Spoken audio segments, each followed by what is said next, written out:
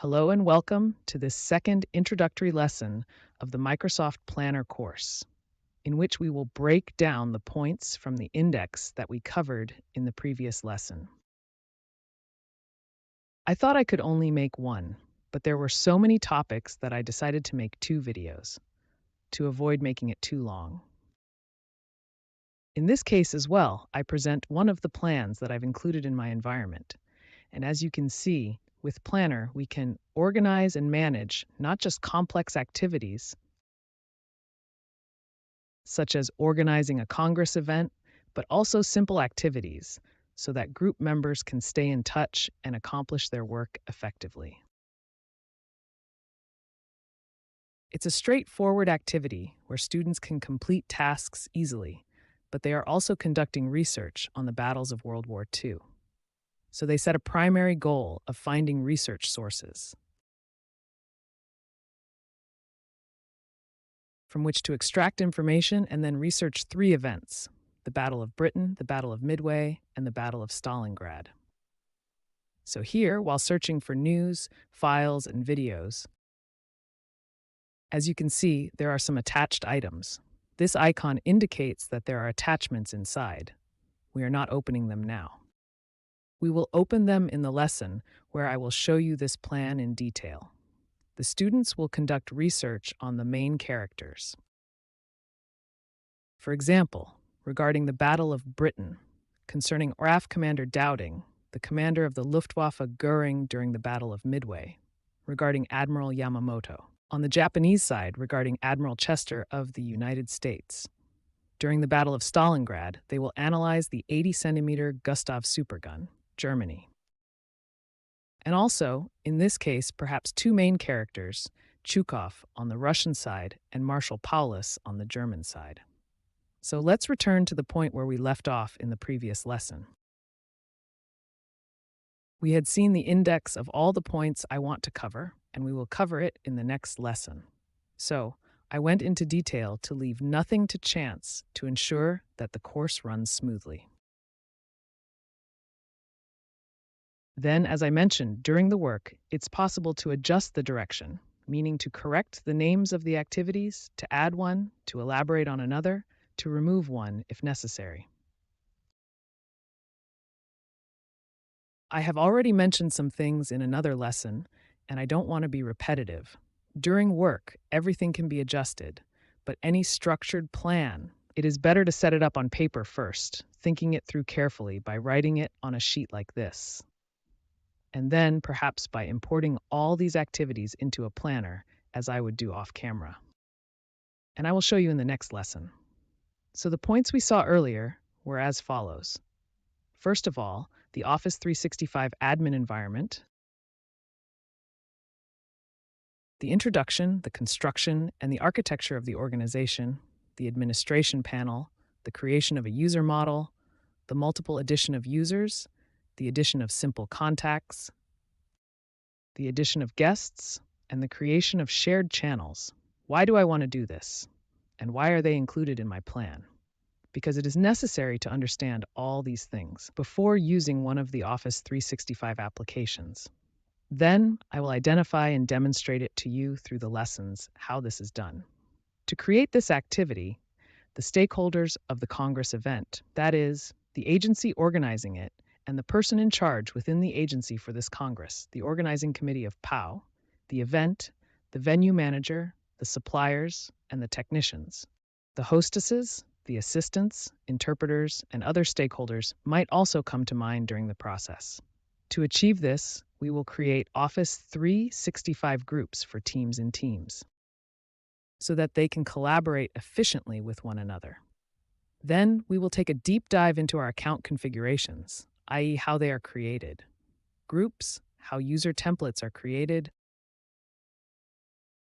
to quickly add a user using this template later, simply by entering the name, first name, and email address. We will also create shared mailboxes. We will create one that includes all participants and members of the conference. We will create one for each group of stakeholders in the Congress.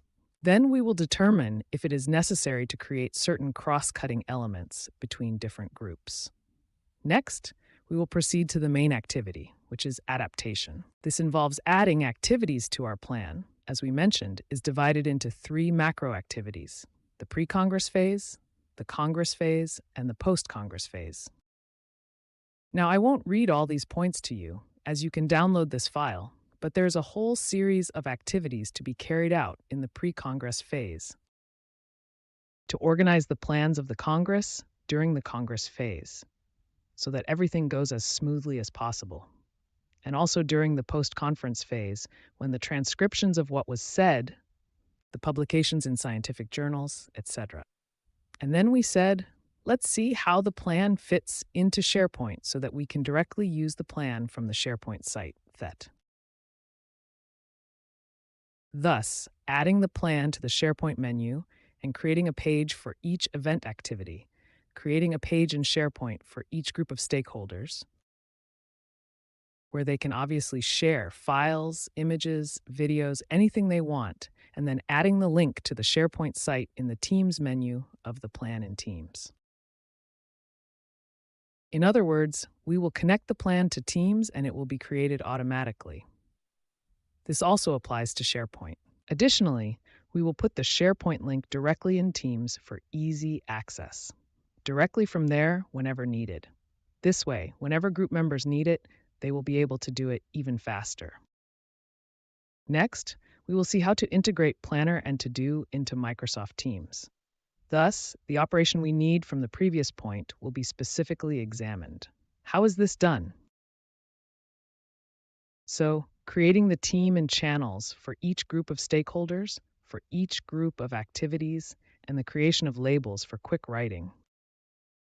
To the other members and stakeholders of the Congress, meaning the other members of the plan, and to all the stakeholders of the Congress.